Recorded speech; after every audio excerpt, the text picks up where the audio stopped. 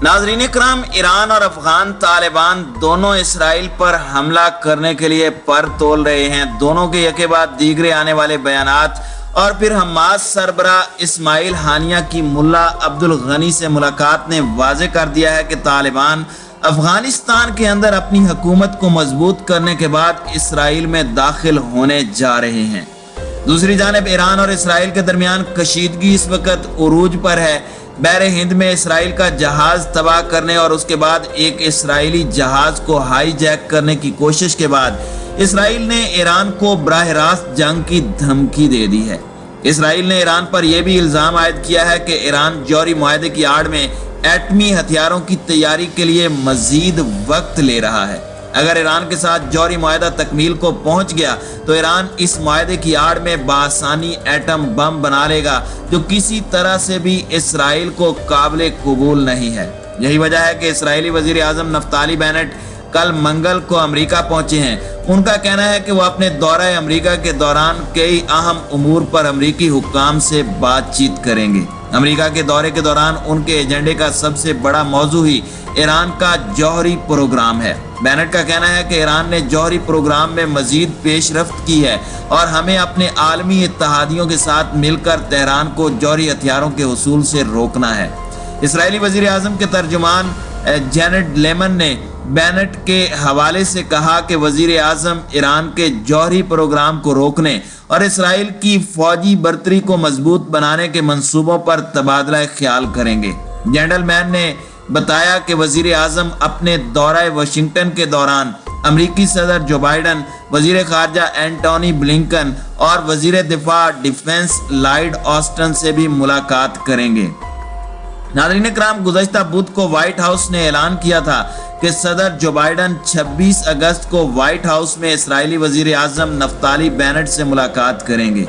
White house की तर्जुमान gene साकी ने उस वक्त कहा था कि बाइडन और वजीर आजम नफ्ताली बेनेट ईरान समेत इलाकाई और आलमी सलामती से मुतालिक अहम उमूर पर तबादला ख्याल करेंगे। उन्होंने मजीद कहा कि यह दौरा इसराइलियों और फलस्तीनियों के दरमियान बढ़ती कशीदगी, हमास की हालिया कार्रवाइयों को लगाम डालने और खित्ते के अंदर ज्यादा पुरअमन मुस्तकबिल के लिए काम करने की अहमियत पर तबादला ख्याल करने के लिए एक मौका होगा। इसराइली वजीर आजम अगरचे अमरीकी सदर को 2015 के जौहरी मुआहदे को बहाल न करने पर जोर देंगे, मगर बज़ाहिर ऐसा लगता है कि वो अपने मिशन में कामयाब नहीं हो सकेंगे। एक अमरीकी ओहदेदार ने मंगल के रोज रॉयटर्स को बताया कि सदर जो बाइडन को ईरान के साथ 2015 के एटमी मुआहदे की बहाली की कोशिशों को तर्क करने पर आमादा करने की बेनेट की कोशिशें शायद नतीजा खेज नहीं होंगी। बेनेट मंगल को व्हाइट हाउस में बाइडन से मुलाकात के लिए वाशिंगटन रवाना हुए। तवक्को है कि वो वजीर खारजा एंटोनी ब्लिंकन और वजीर दिफा लॉयड ऑस्टिन से भी मुलाकात करेंगे। बेनेट ने ईरान से निपटने के लिए नई हिकमत अमली पर जोर देने का इरादा भी किया है। वो बाइडन पर जोर देंगे कि वो जौहरी मुआहदा बहाल न करें। तवक्को है कि दोनों रहनुमा ओवल ऑफिस में सहाफियों की मौजूदगी में मुलाकात करेंगे, ताहम दोनों की मुश्तरका प्रेस कॉन्फ्रेंस का कोई इम्कान नहीं है। काबिल जिक्र बात यह है कि बेनेट इसराइल के साबिक वजीर आजम नेतन्याहू की तरह ईरान को जौहरी ताकत बनने से रोकने के लिए पुरअज़म दिखाई देते हैं। बेनेट ने इतवार को काबीना के एक इजलास में कहा कि सूरत हाल एक नाजुक मोड़ से गुजर रही है। ईरान तेजी से यूरेनियम की अफजूदगी में पेशरफ्त कर रहा है और एक एटम बम की तैयारी में लगने वाले वक्त को पहले ही नुमाया तौर पर कम कर चुका है। बैनुल-अक़वामी एटमी तवानाई एजेंसी की एक हालिया रिपोर्ट में बताया गया है कि ईरान ने पहली बार अफजूद शुदा यूरेनियम की पैदावारी सलाहियत 60% तक बढ़ा दी है। नाज़रीन इकराम, दूसरी जानिब तालिबान की बात की जाए तो तालिबान लीडर के हालिया बयान ने इसराइल को परेशान कर रखा है। मुल्ला अब्दुल गनी ने गुज़श्ता रोज कहा था कि बैतुल मक़दस मुसलमानों की मीरास है और हम अपनी मीरास लेकर रहेंगे। नाज़रीन इकराम, इसराइल जो बज़ाहिर अफगान जंग से लाताल्लुक दिखाई देता है, वो इतना लाताल्लुक भी नहीं रहा।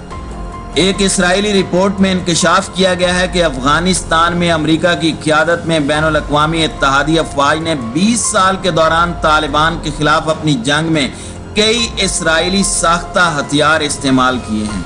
इसराइली अखबार ने रिपोर्ट में इंकशाफ किया کہ اسرائیل نے کبھی بھی افغانستان میں اپنی افواج کو زمین پر تعینات کرنے کا اعلان نہیں کیا، لیکن افغان جنگ میں براہ راست حصہ لینے والے ممالک خاص طور پر برطانیہ، جرمنی، کینیڈا اور آسٹریلیا نے اسرائیلی ساختہ جنگی ہتھیار استعمال کیے۔ اگرچہ اسرائیلی فوج کے افغانستان میں کسی جنگی مشن میں حصہ لینے کا کوئی ثبوت نہیں ملتا، مگر ذرائع سے یہ پتہ چلا ہے کہ اسرائیلی فوجی دستے کچھ عرصے کے لیے انٹیلیجنس معلومات اکٹھی کرنے کے لیے افغانستان میں تعینات رہے ہیں۔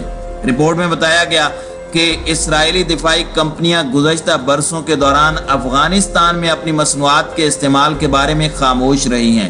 اسرائیل نے افغانستان میں غیر ملکی افواج کو جو ہتھیار سپلائی کیے ہیں، ان میں اسرائیلی ساختہ سپائک میزائل کے علاوہ انٹیلیجنس معلومات جمع کرنے کے لیے ڈرون بھی شامل تھے۔ اس فہرست میں ہلکی فوجی ٹیکٹیکل گاڑیاں بھی شامل ہیں جو کہ اسرائیلی ساختہ اور بارودی سرنگوں تک پہنچنے کی صلاحیت رکھتی ہیں۔ ان گاڑیوں نے اتحادی افواج کو زیادہ کثافت والے علاقوں میں محفوظ طریقے سے چلنے میں مدد فراہم کی تھی۔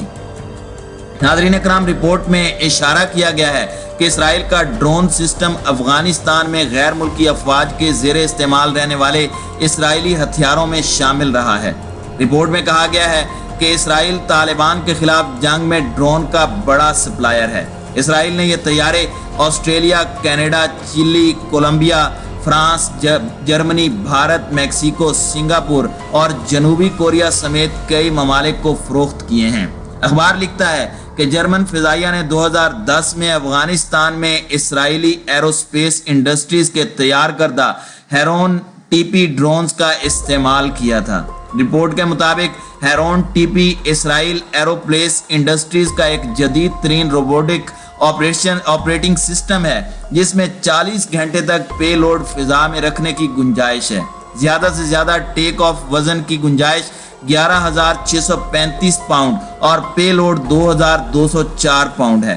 ان کا استعمال جاسوسی، جنگی مشنوں اور معاون طیاروں کے طور پر کیا جاتا ہے۔ یہ دشمن کے اہداف کو نشانہ بنانے کے لیے فضا سے زمین تک مار کرنے والے میزائل بھی لے جا سکتا ہے۔ رپورٹ میں بتایا گیا کہ جرمن پائلٹوں کو اسرائیل میں تربیت دی گئی کہ وہ بغیر پائلٹ ڈرون کیسے چلائیں۔ انہیں ان کی نگرانی کی ٹریننگ دی گئی۔ کینیڈین اور آسٹریلوی پائلٹوں نے افغانستان میں اسرائیلی ہیرون 1 طیارے بھی استعمال کیے۔ یہ طیارے سیٹلائٹ اور infrared photoelectric sensor کے ساتھ سلسلے میں ڈیٹا لنک سے لیس ہیں۔ ہیرون فرسٹ نہ صرف جنگی حالات میں زمینی افواج کو جاسوسی کی صلاحیت فراہم کرنے کی طاقت رکھتا ہے، بلکہ وہ فضا سے دھماکہ خیز مواد کو ٹریک کرنے کی بھی صلاحیت رکھتا ہے۔ ناظرین اکرام، رپورٹ کے مطابق ان میزائلوں نے طالبان کے خلاف لڑائیوں میں فعال کردار ادا کیا۔ اگرچہ برطانوی آرمی نے ان کے استعمال کو خفیہ رکھنے کی کوشش کی، لیکن انہوں نے 2014 میں ان میزائلوں کے استعمال کا عوامی سطح پر اعتراف کیا تھا۔ افغانستان میں اسرائیلی کردار صرف ہتھیاروں کے نظام تک محدود نہیں تھا۔ 2019 میں ایرانی میڈیا کے حوالے سے بتایا گیا تھا کہ اسرائیلی افواج افغانستان میں انٹیلیجنس معلومات اکٹھی کرنے کے لیے کابل بھیجی گئی تھی۔ اس وقت روسی سپوتنک ایجنسی نے اسرائیلی امور کے ایک ماہر کا حوالہ دیتے ہوئے کہا تھا کہ اسرائیلی افواج وہاں تعینات امریکی افواج کے فریم ورک کے اندر کام کر رہی تھی۔ اسرائیل کے افغانستان میں فوجی سرگرمیوں کی افغان حکومت کی طرف سے باقاعدہ منظوری دی گئی تھی اور حکومت کو اسرائیلی فوجی کارروائیوں کے بارے میں علم تھا۔ تاہم اس حوالے سے اسرائیل اور افغانستان کی حکومتوں نے کوئی تبصرہ نہیں کیا۔ مغربی افواج کے افغانستان سے نکل جانے اور طالبان کے ملک میں اقتدار پر قبضہ کرنے کے ساتھ طالبان نے کچھ امریکی ڈرون سمیت جدید امریکی ہتھیار بھی قبضے میں لے لیے ہیں۔ چونکہ کینیڈا، برطانیہ اور جرمنی نے کئی سال قبل افغانستان میں اپنا جنگی مشن ختم کر دیا تھا، اسی لیے اسرائیلی ڈرون یا جنگی ہتھیاروں کے طالبان کے ہاتھ لگنے کے امکانات بہت کم ہیں۔